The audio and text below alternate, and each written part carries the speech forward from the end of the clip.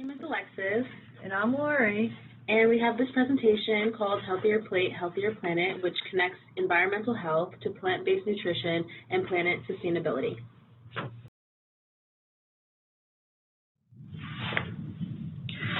So these are the objectives, and by the end of the program, we hope that all of you learn the 3 dimensions of sustainability, understand how food and the environment are related, name 3 advantages and 3 disadvantages of monoculture farming, identify 2 contributions of greenhouse gas emissions, describe which diets are more sustainable, learn how to make a sustainable difference, and then at the end there's going to be a quick test for your knowledge of evaluation of the program. So I just want to ask a quick question. Just for a moment, think about what sustainability is. Because sustainability, you keep hearing all different terms, and we talk about it so often. So just for a moment, just take a brief thought. What would sustainability be?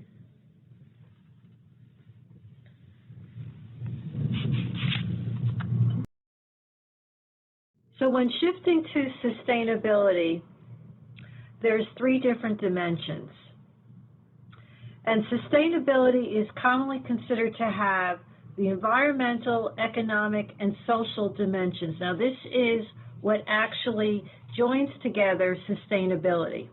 So, environmental, which is sustainability to create and maintain the conditions under which humans and nature can exist in a productive, harmonious support. Economic. Sustainability looks to protect the natural environment, the human, and ecological health, while driving innovation but not compromising a way of life.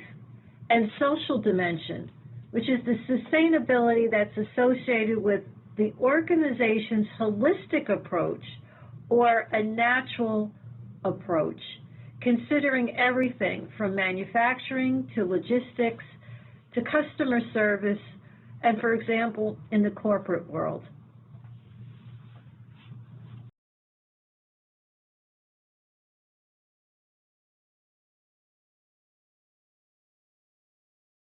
Agriculture plays a significant role into climate change. As it stands, 24% of greenhouse gas emissions are from the food system. This comes from land use, agriculture production, deforestation, supply chain, post-retail, and transportation. All of these things contribute to the greenhouse gas emissions that are currently affecting our Earth, and this is why it is important and relatable to diet as well as sustainability of our planet. The supply and demand for food in America is high, and they choose to go with 2 cheap resources because they would rather do quantity over quality. 2 of the cheap resources are corn and soy. So these are grown in abundance. You will find them in high fructose corn syrup, soybean oil, and they can be grown efficiently on farms in a form of monoculture, which is farming where agriculture is only grown in one type of crop at the time on a specific field.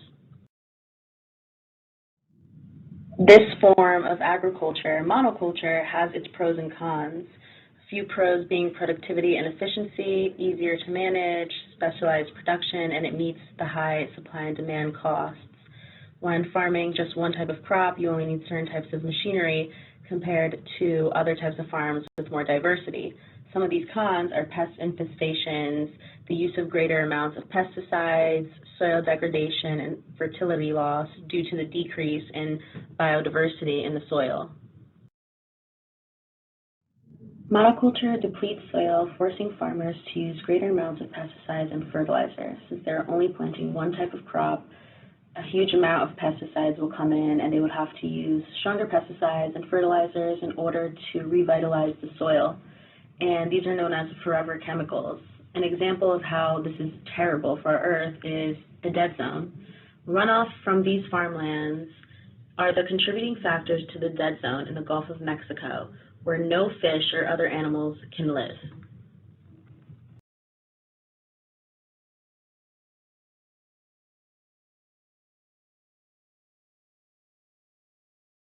Not only does post-production and transportation contribute to greenhouse gas emissions, but it also affects our food because shipping these food long distances depletes the food of nutrients during the storing, packaging, and preserving stages.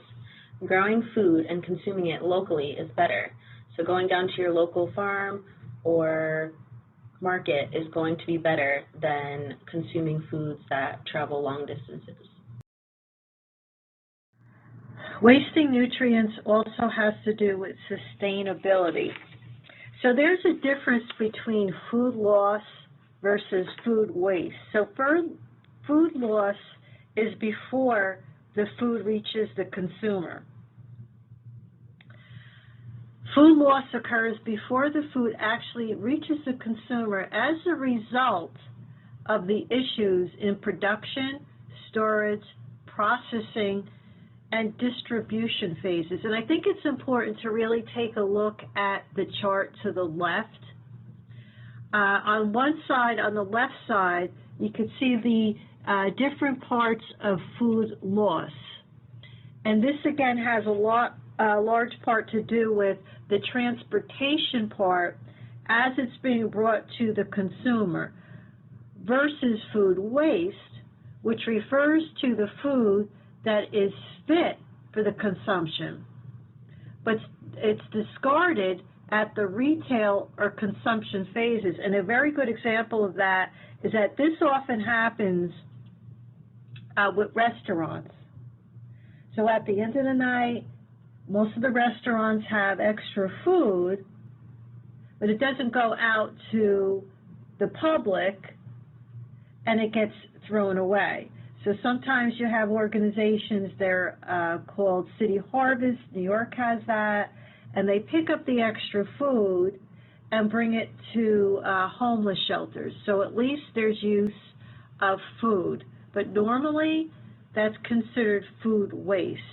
So food loss and waste is estimated to be roughly 1/3 of the food intended for human consumption in the United States.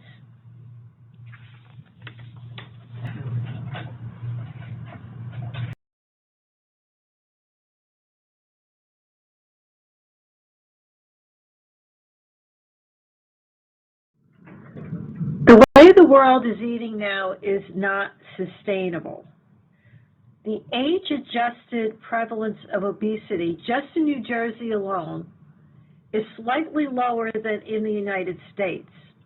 In 2018, the obesity rate in adults in New Jersey was 26% compared to 31% the United States adults. So I just want to pause for a minute. In New Jersey, 26% compared to 31% in the United States. That's a really large number. Nutrition security is at the heart of the future for global food system for sustainable diet. The current population for the food demand is harmful to both human and planet health. There's a shift in the Western-style diet, and this has caused an increased health risk. Today's food system needs to meet the supply and demand of a growing population, and this is a big reason why today's food system is causing the health risk, because it's depleting the nutrient value as it's being processed in the supply and demand.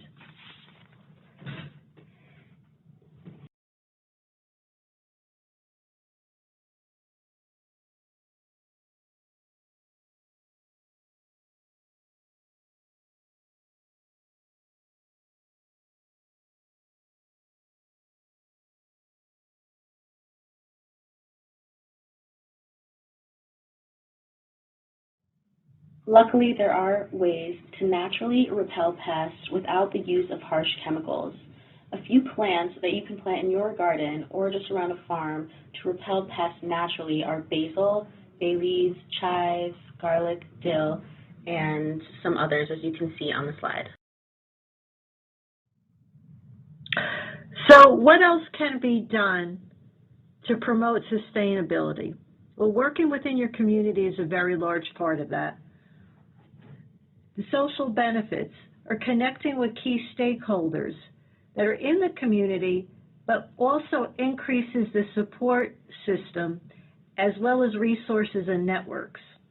There's environmental benefits. What that does, it helps reduce pollution and toxic waste exposure.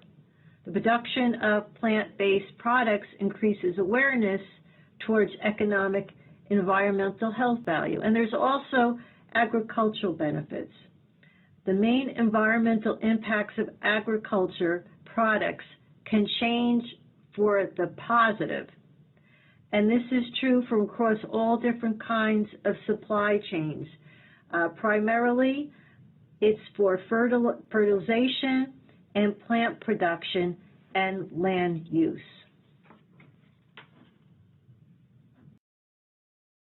You can make is that for meals that do not include meat, you can think of it as a side instead of the main feature in the meal. Plant-based diets have helped people lose weight, regain energy, reduce blood pressure, reduce risk of type 2 diabetes, improve health, increase longevity, as well as many other health benefits. So you can see here, there's a couple examples of sustainable diets that you may have heard of. One is the Mediterranean diet, which has been known to help cardiovascular health. The DASH diet is very common for people that are on a low sodium diet or monitoring their salt intake. Paleo diet is primarily a plant-based diet. Vegan diet is considered either meatless or dairy-free, and you may have heard of the flexitarian diet. The example of that is Weight Watchers.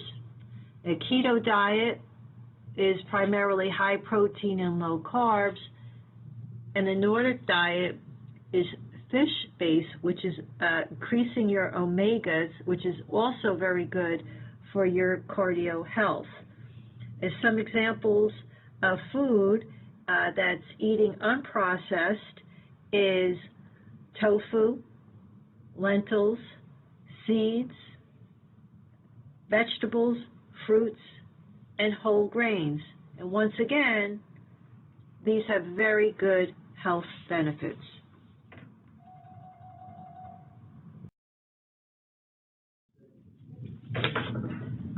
When shifting to a sustainable diet, it achieves the United Nations Sustainable Development Goals. And this is important to maintain existence within our environmental limits.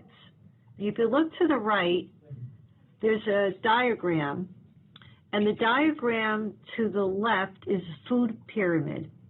If you notice, at the bottom, which is the larger part, it consists of fruits and vegetables. If you go to the top, it's processed food.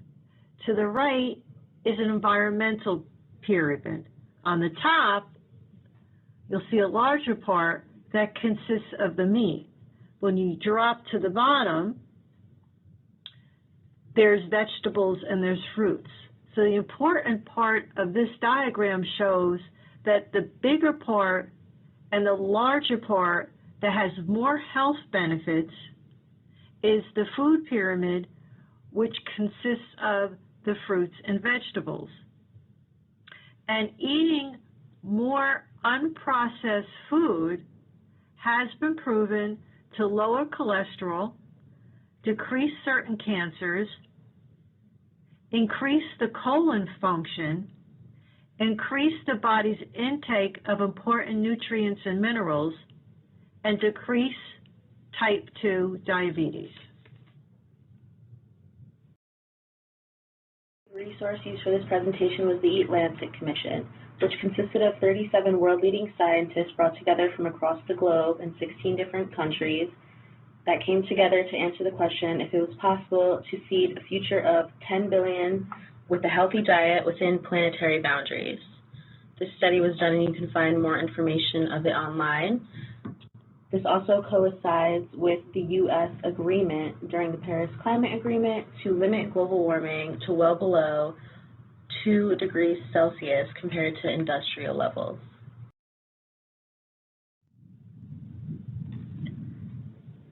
So protecting our planet will start with you.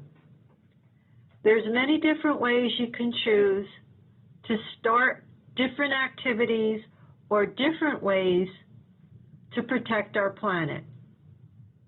And one of the big ways to start is to ride the bike more often. With the way the gas prices are right now, this is a really, really good start. And plus, exercise is very good for health. But then there's other options. It's, as we talked about, changing your food, changing your lifestyle, using less water, and a great idea is volunteering. As we mentioned a couple slides ago, partnerships, key stakeholders, increase resources, and networking. And of course, you could come up with many of your own ideas. But again, protecting the planet starts with you.